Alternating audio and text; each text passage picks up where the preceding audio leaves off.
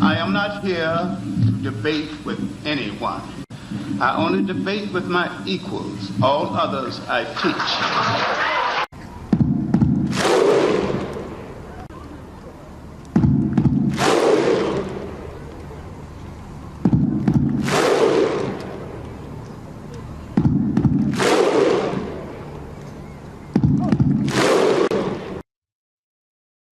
Poverty is down, so why is violent crime up? You think that if people were less poor, there'd be less crime. Welcome to the anomaly that has baffled criminal justice experts for a century, by Barry Latzer. The FBI just issued its Uniform Crime Report for 2016, and no one will be surprised to learn that violent crime shot up since the 2015 report. Nor will any eyebrows rise when we note that the biggest increase occurred in our most populous cities. Take murder and manslaughter, for instance, which provide the most accurate crime data. For all U.S. cities, killings rose 8.8% since 2015. But for all cities, killings rose 8.8% since 2015. But for cities with 1 million or more people, the homicide spike was over 20%. Another significant statistic is the increased involvement of African Americans, both as raiders. In Chicago, blacks, 30% of the city, were over 78% of the murder victims in 2016. And nationwide, 13% of the population. They were more than 52% of the victims. At the same time that these disturbing crime figures were released, the Census Bureau was producing some paradoxical poverty figures. In every one of the 25 most populous metro areas in the United States, poverty declined from 2015 to 16 for African American population in deep poverty, less than 50% of the poverty level. A population at high risk for violent crime. There has been a modest but steady decline since 2012. In 2012, 13.5% of the black population was in deep poverty. In 2016, the figure fell by 800,000 to 11%. Juxtapose these statistics present an anomaly that has baffled analysts for over a century. On the one hand, we know that more violent crime is committed by low income than middle or upper income populations. Where poorer populations are concentrated in urban pockets, that's where the crime is usually highest. On the other hand, general economic upturns, even those that improve the conditions and prospects of the poor, don't necessarily reduce violent crime, nor do economic downsides inevitably produce more crime waves. The disconnect between recessions or economic booms and violent crime has been true throughout American history, or at least since the late 19th century, when we started to have the data with some degree of reliability. Consider major economic downturns. We suffered a massive recession beginning in 1893 and a smaller decline in 1907, the Great Depression of the 1930s, and most recently, the Great Recession of 2000 and 2009. In two of these economic catastrophes, which put millions out of work and brought hunger and misery to thousands, violent crime did not increase at all. In one, the devastating depression in the 1930s, crime rose at first and then declined after 1934, despite a further economic downturn in 1937. In the most recent recession, 2007 to 9, crime was falling dramatically, part of the post-1990s crime slide that may or may not have ended in 2015. The Depression of 1893 is one of the most striking illustrations of the discontinuity between economic conditions and violent crime. Not only did America's urban population soar in the 1890s, but the living conditions with those cities were, by contemporary measures, petri dishes for criminality. The new urban masses were poor, often desperately so. They were densely packed into the most appalling housing, were not forced by impoverishment to sleep in public places or police station barracks. Urbanites below the middle class were unable to support their children past the age 12. Leading city youth to drop out of school to work long hours or join street gangs and steal for survival. Cities were governed by thoroughly crooked municipal regimes such as the notorious Tammany Hall in New York. Police, essentially a security force for the corrupt city governments, were untrained, incompetent, and abusive. Free with their nightsticks, especially in dealing with the dangerous classes of poor immigrants. The immigrant groups or 80% of New York City's population was of foreign extraction in 1890, along with the African Americans who were just beginning their northward migration, were routinely discriminated against because of their nationality, their religion, or appearance, and were socially isolated from the city's middle class, which fled to the less menacing suburbs. Despite these conditions, violent crime was relatively low. From 1890 to 1899, there were a total of 675 murders in New York City, which is less than there were in 1 year in Gotham between 1970 and 1990. 1970 alone, there was 1,117 killings, and that was the best year of those two crime-infested decades. In the 1890s, the city's homicide victimization rate never exceeded 4 per 100,000. By contrast, from 1970 to 1985, the city's rate averaged 21.5 per 100,000. Just as recessions don't necessarily produce crime waves, economic booms don't guarantee crime declines. The Roaring Twenties were also a high crime decade, with the homicide victimization rates averaging 9 per 100,000. Of course, this being Prohibition time, the booze gang wars helped keep crime rates high. Perhaps the best example of good economy high crime was the 1960s, with the vivid memories of riots, protests, and bombings. It is sometimes forgotten that the economy of the 1960s was supercharged. In fact, up to this period, Americans probably never had it so good, financially speaking. 6 of every 10 owned their own homes, 8 of 10 a car. The work week declined to 40 hours, while family purchasing power was up 30% over the previous decade. The unemployment rate averaged 4.8% for the full 10-year period and dropped to 3.5 in 1969. You know the rest of this story. Starting with the late 1960s, the United States suffers the biggest sustained rise in violent crime over a century, perhaps the biggest in American history. More Americans were murdered between 1970 and 1995. Over 500,000 then died in all of the wars we fought from World War II on. If the economic conditions don't explain violent crime, then what does? The first thing to remember is that violent crime is different. Acquisitive offenses led by theft are mainly motivated by economics. Larceny, nonviolent stealing, probably does increase when times are hard. If people become desperate for life's necessities, then they will resort to stealing. But violent crimes, murder, manslaughter, rape, sexual assault, robbery, assault, are not usually motivated by money. Murder, manslaughter, assault are mainly quarrel-based. Anger, disputes abetted by alcohol and guns fuel these crimes. Rape, sexual assault obviously has no economic motive either. It is driven by craving for sexual satisfaction through force and violence. Robbery, defined as larceny by the threat or use of force, is a mixed crime, involving both economic motives and desire to intimidate or hurt the victim. So robbery may or may not increase during recessions. It is certainly increased in the post-60s era despite the positive economy. It should be no surprise then that violent crimes are not correlated with general economic conditions. But what about the link between low-income groups and violence noted in the beginning of this essay? How can that be explained? The answer lies with the values of middle and upper class populations. They eschew violence and generally try to resolve disputes peacefully using law and courts if necessary. If they engage in crime, it will be nonviolent and high in larceny and embezzlement. Contrast the young, unattached, low-income male. What does he have to lose by fighting and killing? The true answer is a lot, but young men is being especially impulsive and heedless of consequences, in essence lacks middle-class values, don't think much about the future, not even their own. What are the policy implications of all this? Violent crime will diminish for low-income populations when they move up the social ladder.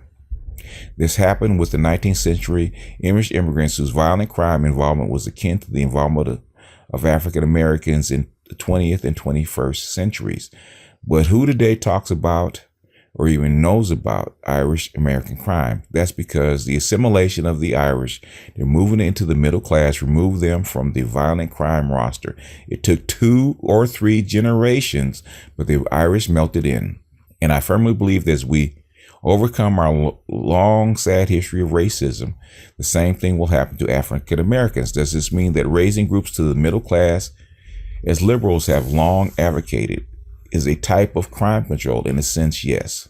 To what policies will best achieve this? Here is where the ideological divide holds sway. The right's priorities, as reflected in the Trump administration's new tax proposal, for example, favors economic growth to expand wealth and employment. Derided by the left as a trickle-down economics, the left, meanwhile, pushes wealth redistribution policies such as Medicare for all to reduce the financial burdens on the poor. Whichever path we choose, we don't know for a few generations whether the policies we adopt now reduce the size of the poverty class and help make violent crime a topic of mainly social historical interest. Hello, my MGTOW brothers, Immoral brothers, SYSBM, and others. Now, there's a reason I play John Henry Clark, especially when it comes to something like this. And there's a reason I agree with him when he says, I only debate my equals, all others I teach. Because when you debate and you debate your equals, there's certain amount of groundwork that's already been done that everybody agrees upon, because that work's already been done and they are as researched as you are. So you're on equal footing. And when you debate somebody that's not at your equal or not at your level or not at your particular level of skill or knowledge base in certain segments, you find yourself doing more teaching than debating.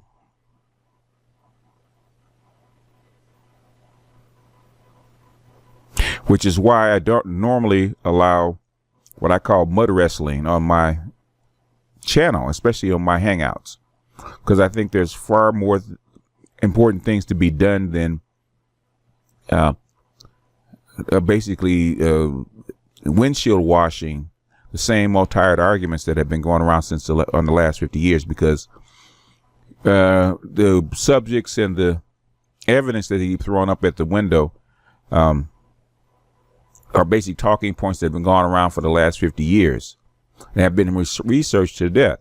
And most people use the talking points instead of doing the research to actually find solutions to the problems, or at least causes, so that you can work on a solution.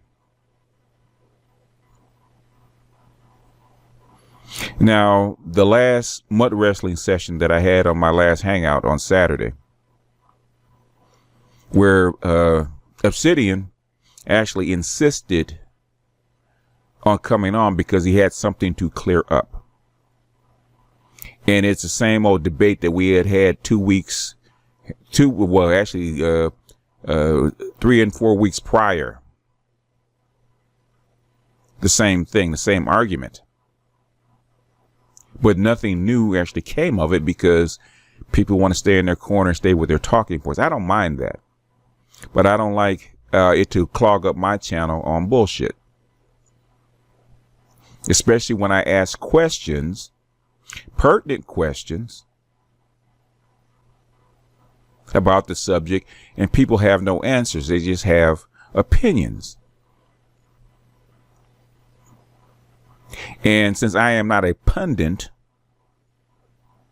I consider myself more an analyst and less of a pundit. I want facts, or at least something leading to facts, or something leading to solutions, or an avenue that we have not explored yet that can lead to new insight. Pundits don't do that.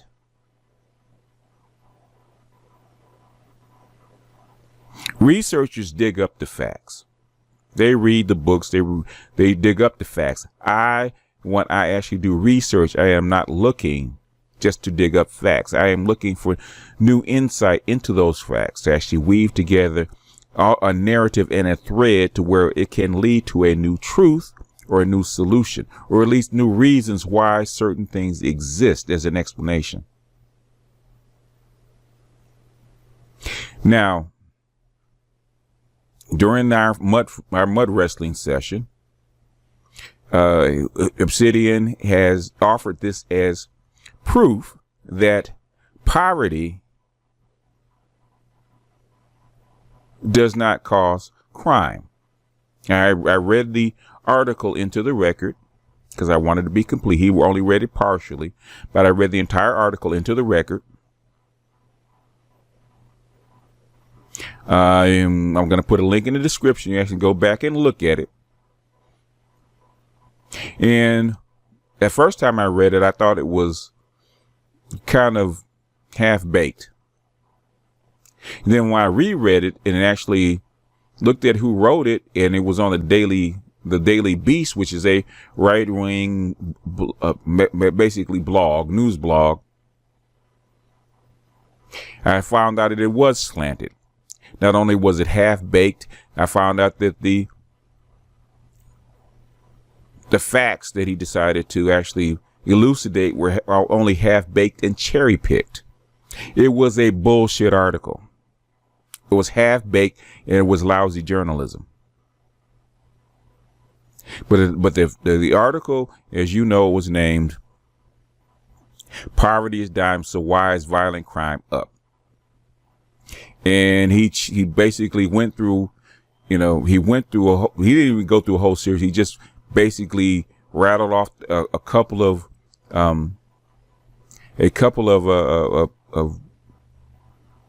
facts, and then he went into some other diatribe about history, which is, for a small article, you really can't do, because you can't really get into the facts or the why or wherefores, which he tried to do. But whereas I don't mind that, because it's a weblog, it's a news weblog, and you're looking for clickbait and print. But for someone to come onto a channel, start a debate or an argument, and then use this as evidence for his debate or his argument, and not have back-checked or fact-checked it, I found lazy and irresponsible. Let's put it that way. But since I hadn't looked at it, I hadn't seen it, I hadn't read it, I didn't have a chance to actually find out whether the dude's article was sound, I said I would get back to him. Now, I've been busy, so there's a couple other things I had to do, especially dealing with quote unquote Obsidian fans or subs, whichever way you want to put it, which I don't really care. So like yesterday, I invited them on because they disagreed with the subject matter and the people that were on the hangout, including me. And while I don't mind you challenging me, which is fine, but the thing is, if you're going to challenge me and you're going to continue to challenge me, I would say, like Mr. Les Burns, at least get on and actually challenge me directly so I can challenge you. Most people that want to challenge don't like to be challenged because they don't have anything. But that being said, I actually researched the man's article, researched his facts, researched his premises, and I found out his premises was bullshit. So we're going to go through and find out that poverty does cause crime, because you can find that all over the world. It doesn't just happen here. You can go to the fallen Soviet Union in the 6 or 7 years after the Soviet Union actually collapsed and financially collapsed, and the amount of violent crime that was happening in Moscow over that interim 10 years until Putin came in and kind of settled things down. Moscow is one of the most violent cities in the world, even though previously was one of the most peaceful cities in the world. Poverty does cause crime. Poverty and crime, especially when you mix it in with money, can cause violent crime. But I'm not going to just say that as a pundit. I'm actually going to go through the record, through some of the information, through some of my facts, which most people on fucking YouTube don't do and accuse me of not doing, and present it to you.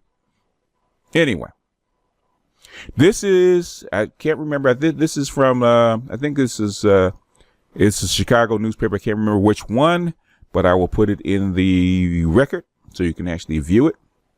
Where the jobs aren't. In the years following the recession, predominantly black communities on the south and west sides experienced the highest concentrations of unemployment. And it shows you all the black communities where crime, or where black people are, and how high the unemployment, like 20 to 30%, 30 or more percent. Now, in the article, he was trying to say that poverty is down, so how come the crime didn't go down with it? Well, that is probably because he used the Chicago metro area overall, and in the places where the poverty actually went down wasn't the places where necessarily places where poverty went down enough to actually prevent the crime that was actually involved. As you can see, there's an unequal distribution of how poverty actually fell.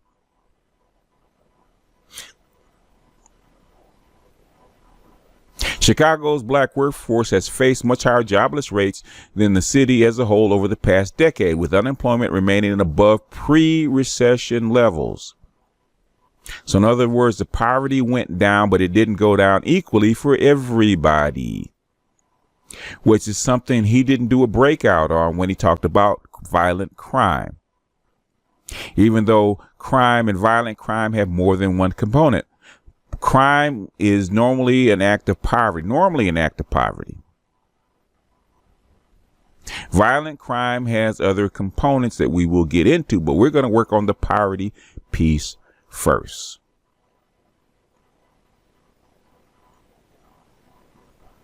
Now, continuing, I don't want to make this too long because this is far more work than my other Manosphere compatriots actually did.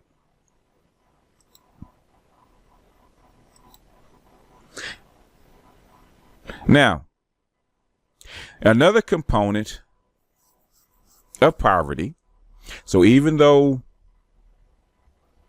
let's say poverty did go down, okay, people did get paid a little bit more. People may have had a little bit more in their pocket. Unemployment may have went down slightly. There's also another component of poverty that prevents people from going hungry, prevents people from living in poverty, which is the SNAP program or the food stamp program. And to actually counter the poverty, or counter how people felt about the poverty, over the past, I would say, over the past 10 years, the food stamp program has gone up under Obama, under Bush first and then Obama second. And actually, after 2008, 2009, you can see the big jump in the number of dollars per person that food stamp recipients. And you can see, I'm going to highlight this. I'm going to highlight this. You can see where the food stamp benefits actually peaked out and started to go down in 2013. So from 2014 to 2016, the benefits that people were getting in food stamps and other aid actually started to fall. So here you can see it in 2009 where it began. And here's when it stopped. So even though the poverty rate, as they want to tell it, started to curtail in 2015, 2016, or maybe even 2014, on the other side, they gave you one thing and they took the other away. They gave it to you here It took it away from you right there. This is going to be important. I want you guys to actually stay alert. Now, this is from the USDA. This is nationwide. But I'm saying if it's nationwide and the poorest areas is going to hit you harder because that's where the need is more. So next chart. Now, you basically you can see that basically in the 90s actually the food stamp program actually peaked under Clinton, and actually in 96 it started to go down and basically hit rock bottom that it hasn't been seen since since the 60s. And right after 2009, 2008, you can see basically the steady rise. So basically, if you look here,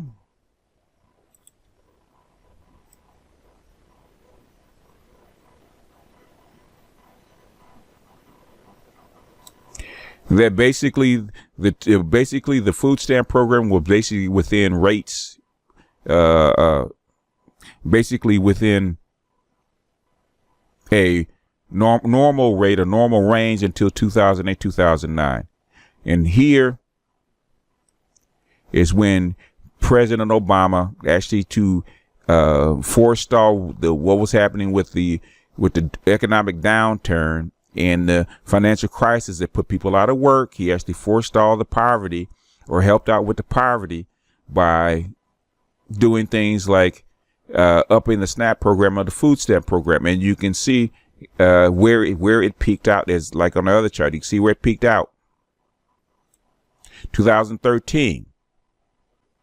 So as so-called poverty was supposed to go down according to the census, according to the U.S., they gave you one thing, then they took something else away. So the poverty was at least equal or maybe even greater. It's just hidden because you're taking something away. Because we're not even talking about Section 8. We're not even talking about unemployment. We're not even talking about all the other things that are anti-poverty things that they actually did from 2009 on, that Obama did from 2009 on, because those charts are hard to find, and plus it would make this video way, way, way too long.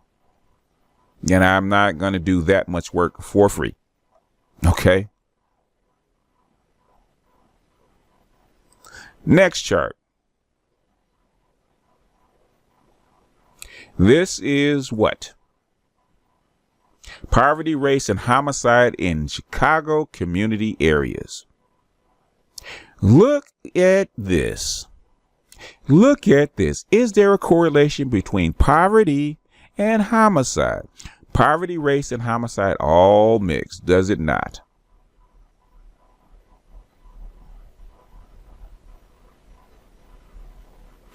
Does it not? Here are the poorest areas.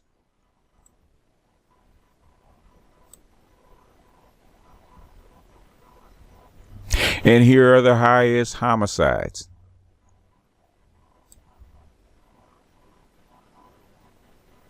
Here are the lowest areas, the less impoverished areas. Look at here. Virtually no homicides. I wonder why that is. Could there be a correlation between poverty and homicides?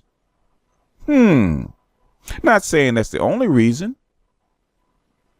But according to Chicago, it's one of those factors.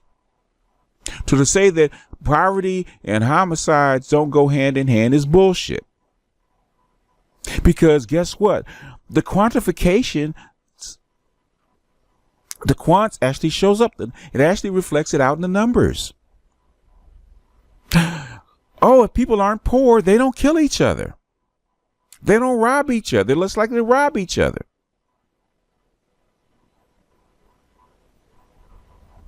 The two biggest reasons in urban crime is poverty and urbanism, because poor people out in the countryside don't do it. So when you mix racism, urbanism, and poverty all mixed in, you're going to get crime. And some of it's going to be violent. But that's not the only factor or the biggest factor, especially in Chicago and places like that. There's something that I have said for a very long time, but we're going to get to that. We're going to get to that in a minute. I'm going to save that. But poverty, urbanism, and racism all mix in to actually contribute to crime, because it contributes to what? Unemployment, which is one of the first charts that I showed you. The places where there's the most crime or the most violence is normally where there is a place where there aren't very many jobs, with the highest forms of unemployment. Can we actually assume that these places that are the least poor don't have a problem with unemployment? You think? Maybe. Something to consider. Now, this is the annual homicides for Chicago. Now, these dates here, this range here, it's going to be very important. This range right here is going to be very important. We're going to keep that in mind. This is from about 1971 to 72 to like 1995. That range is going to be very important. Keep that in mind. But you can actually see that really it's the rate of homicides in Chicago have been going down for what? Since the year 2000? For the most part. I mean, you have spikes. You can see the spikes. There's always spikes. The spike here, like every third year, there's a spike here. So this one, even though it's an extreme spike, it is still a spike. But if you notice, let me find my arrow.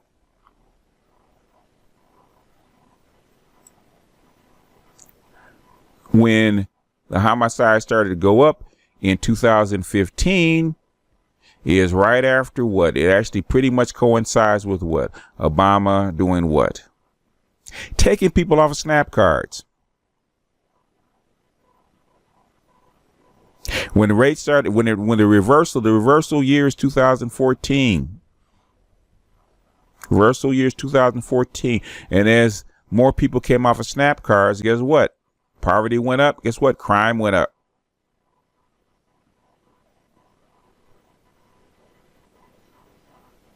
There's a correlation.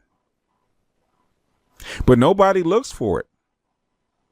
Nobody looks for it because pundits don't look for correlation. They don't analyze. They read an article and they pontificate, or they give their opinion, which I don't care about.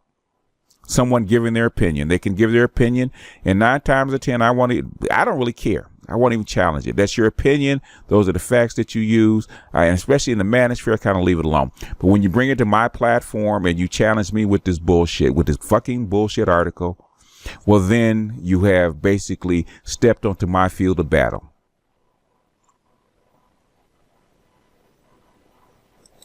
Next slide. Like I said, there's always an anomaly. Okay, there's always a spike. Some spikes are bigger than others. As I pointed out, I had said that 2016 was a spike.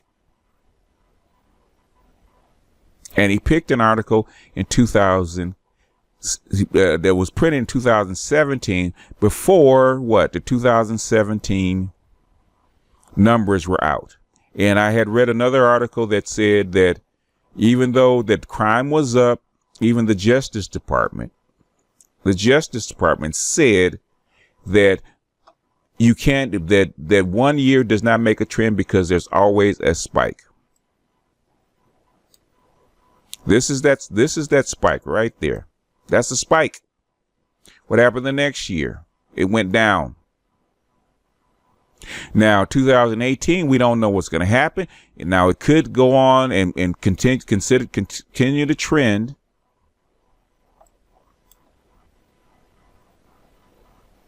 And go up. But if you look at the numbers that he decided, 2015 was well within the range of all the other previous 10 years. 2015 that he says where it increased was well within the range of the previous 10 years.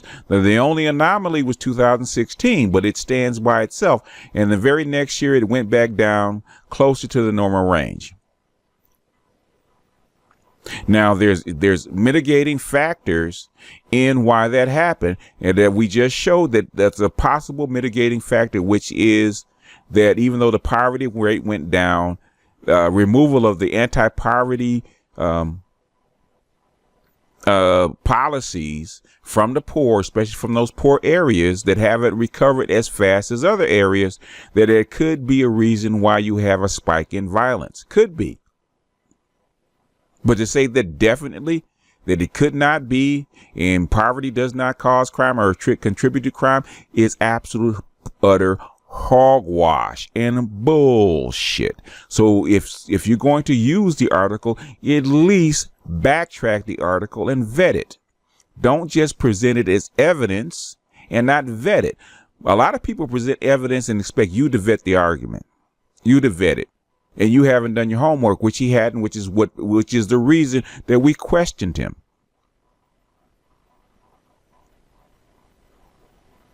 Because he didn't have an argument or proof. Now, here is a chart that I found very interesting. And I think I showed this yesterday on my live hangout. Now, this is not from a left-wing source. This is like actually an anti-gun control source. And while I don't always agree with his conclusions, I can't argue with him because the facts are where they are.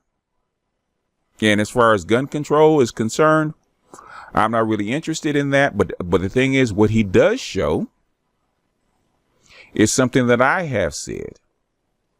That's something everybody knows. Anti-war on drugs, or war on, and alcohol is considered a drug. War on drugs will cause a spike in violence. Now, we don't know what happened here before, but I do believe there were prohibition policies, and that was well before national prohibition. Now, you can see the violence go up. I'm sure if I research what happened back in 1905 or 1901, I'm sure you're going to start to see prohibition policies, and by state instead of national. But this is plainly see. He shows you that prohibition or anti-alcohol cause crime, and violent crime, not just crime, but violent crime to spike, which is something that I've said for a very long time, that a lot of the violence that you see in metropolitan cities are normally caused by what? Drug wars, especially big cities like New York, Los Angeles, and Chicago. And what's going on in Chicago is the result of a drug war. And basically you can see the war on drugs, just like it did in 1921 to 1931, when the Depression actually ended the prohibition because they couldn't afford it anymore. You can see the war on drugs causes the same kind of spike. And under Clinton, when the war on drugs basically ended, you see the same kind of fall.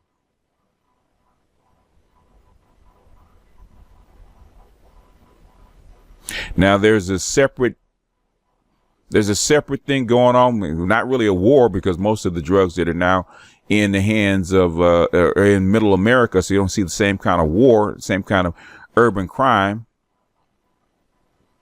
You see basically the same thing here in Chicago.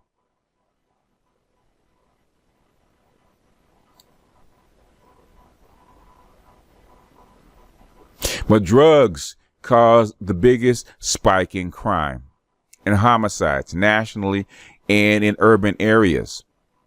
And since the biggest war on drugs ended, basically the homicide rate nationally fell, even including larger cities.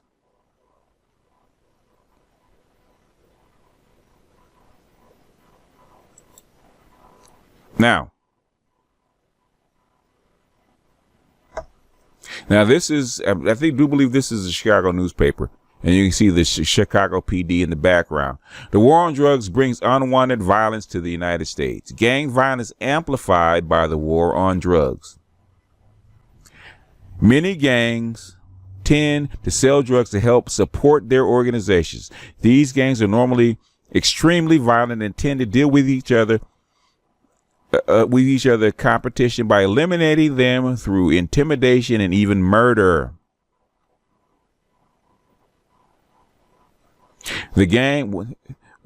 One city, the gang violence is in Chicago. In 2012, Chicago's murder rate reached 500. In 2011, there were 435 homicides, which is minor compared to what it was. More than 2,400 shootings. Most of these murders are of those gang members and innocent people getting caught in the crossfire. Same thing happened in Los Angeles, because I lived through the crack cocaine era. Same thing was happening, which is the same thing that happened in Chicago and during Al Capone in New York. The same thing with the mafia with under alcohol and rum running. Same thing. They're fighting for territory. And how do you settle a dispute? You can't settle a legal dispute in a court of law. You have to do it with violence and intimidation, which is the same thing that he see 100 years later. It hasn't changed. Stop being stupid, people. Continuing, this is the last slide. I'm going to end it here because it's gotten like 30 minutes in. And it's way longer than I anticipated a video to actually be. What is the major factor influence local gang violence? Drug-related factors, inter-gang conflicts, emergence of new gangs. Okay? Who's doing most of the violence? They just said it was gangs. Local corner boys shooting each other and other people because they can't shoot straight. You get rid of the drugs, you get rid of the violence. You get people jobs, you get rid of the violence. People that get jobs and find work don't pick up guns to go out and shoot people because they got too much to lose. They don't go out and sell drugs like that. Most of them, there's always going to be knuckleheads and people that actually go out and do shit, okay? In any city or any society. There's always going to be somebody that's going to go left, but less people will go left if they don't have to.